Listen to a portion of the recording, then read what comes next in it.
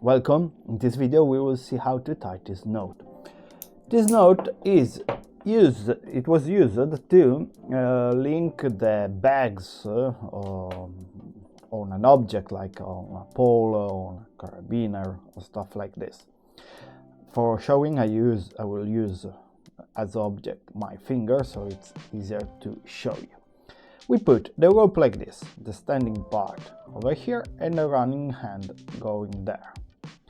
We take the running hand and we put it around like this over the note, over the standing part, 2 times. 1, 2.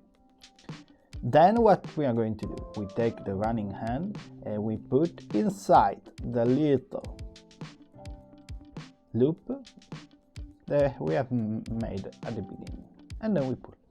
So it's a very fast knot to do, and the peculiarity is that if we want to untie it, we lose a little bit this loop, we can move it, something like this, or untie it.